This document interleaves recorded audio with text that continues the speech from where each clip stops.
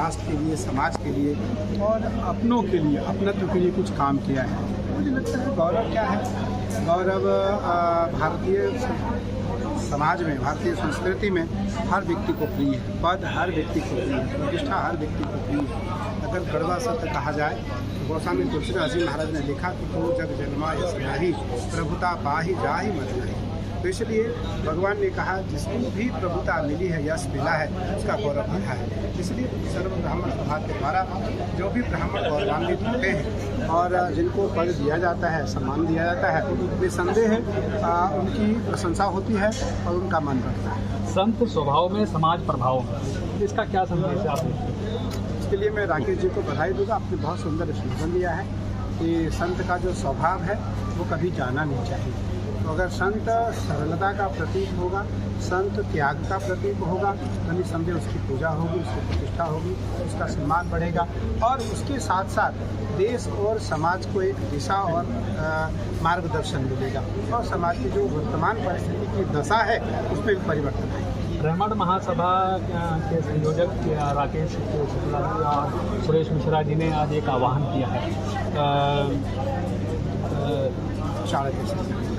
जोगी वस्त्र पर, जो आज व्यापारीकरण देश में चल रहा है और किस तरह से अलग अलग धर्मगुरु इसमें लपेटे में आ रहे हैं, उसको रोकने के लिए जो आज ये आह्वान किया गया है इस मंच पर, आप उसको कितना सार्थक देखते हैं और क्या उसकी सफलता देखते हैं?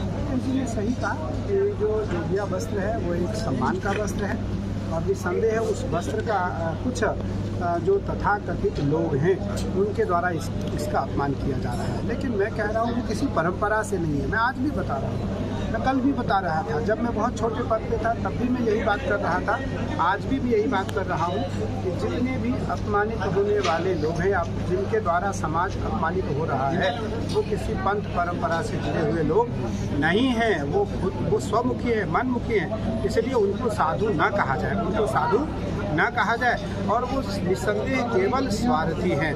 तो इसलिए भगवान बार बार कहते हैं कि जो खुद का स्वार्थी होता है वो राष्ट्र का हित कदापि नहीं कर सकता। स्वामी जी, एक आवाज़ और उठाई जो आज अमेरिका से बेटी बचाओ बेटी पढ़ाओ का भी एक नारा प्रधानमंत्री ने देते हैं और आज इस मंच से भी एक आह्वान किया है बेटी शिक्षा के लिए, जैसे सलासर बालाजी के जो आए हुए हैं उन्होंने भी कहा। आप क्या देखते हैं ये अभियान ब्राह्मणों के लिए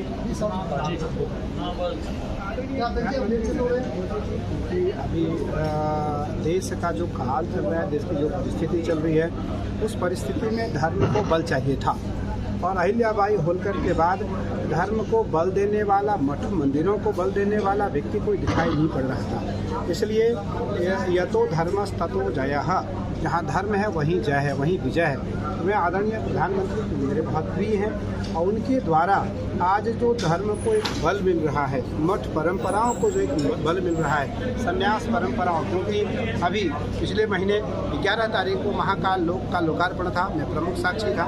केदारनाथ जी 2021 में आदि जगत गुरु शंकराचार्य मूर्ति का अनावरण था, मैं प्रमुख साक्षी था।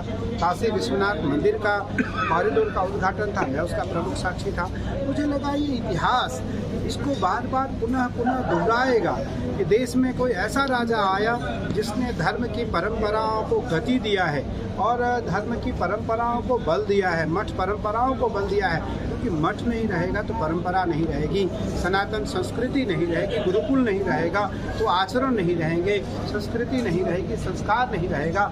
इसलिए मैं आदरणीय प्रधानमंत्री जी, क्योंकि वो तपोबली है, उन्होंने तप किया है और भारत के साधु संतों के प्रति, भगवान के प्रति, गंगा के प्रति, काली के प्रति, महादेव के प्रति उनकी अपार श्रद्धा और स्नेह है। तो इसी उसका परिणाम स्वरूप है कि उनके द्वारा केदारनाथ जी के आपदा के बाद केदारनाथ जी का जीर्णोद्धार असंभव सा प्रतीत हो रहा था, लेकिन उसको उन्होंने संभव करके दिखा दिया। बद्रीनाथ जी, अभी मैं 4 दिन पहले बद्रीनाथ था और बद्रीनाथ केदारनाथ के प्रवास में था, अभिषेक में था, पूजन में था। तो बद्रीनाथ जी का भी जो एक पुनर्जीर्णोद्धार हो रहा है वो अकल्पनीय है। काशी विश्वनाथ मंदिर का जो कॉरिडोर बना वो अकल्पनीय है। महाकाल लोक का जो लोकार्पण हुआ और जो महाकाल का भव्य दिव्य दर्शन हो रहा है वो अकल्पनीय है।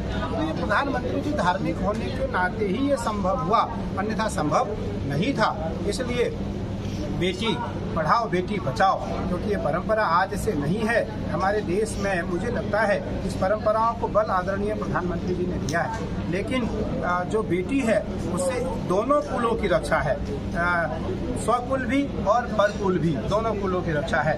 पुत्र से एक कुल की रक्षा होती है, इसलिए बेटा से बड़ा बेटी का सम्मान होना चाहिए और बेटा से बड़ा बेटी का दर्जा है। इसलिए आदरणीय प्रधानमंत्री जी के द्वारा या राष्ट्र के जो महत्वपूर्ण लोग हैं, सारे सीट पूरे भारत में अभी तक ब्राह्मण ने ही कब्जा किया हुआ है और आज भी हमने कहा कि ब्राह्मण सर्वोत्तम पद में और सबसे अलग किया तो अभी तक ब्राह्मण ही है। हम गौरवित कहते हैं कि ब्राह्मण के लिए सर्वोपरि है, तो कहीं न कहीं समाज का कोई तबका ऐसा नहीं है कि ब्राह्मण के सीट लेने पर वो नाराज है। इस विषय में समग्र समाज को जोड़ते हैं।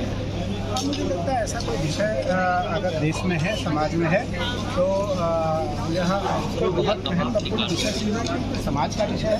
समाज में सबको एक साथ चल करके समाज का हित करना है, राष्ट्र का हित करना है। स्वामी जी को देरी हो रही है तो थोड़ा सा करनी है और वर्तमान परिस्थिति में धर्म की परिप्रेक्ष्यता है, धर्म का जो स्थान है वो सर्वोपरि है।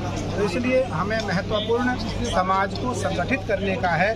जो हमारे स्वधर्मावलंबी लोग हैं, सनातनी लोग हैं, जो हिंदू धर्म को मानने वाले लोग हैं, सभी समाज को, हिंदू धर्म को, मैं हिंदू धर्म की बात, सनातन परंपराओं को जो मानने वाले लोग हैं वो बौद्ध क्रिश्चियन न बने और सनातन धर्म को लेकर के आगे चले।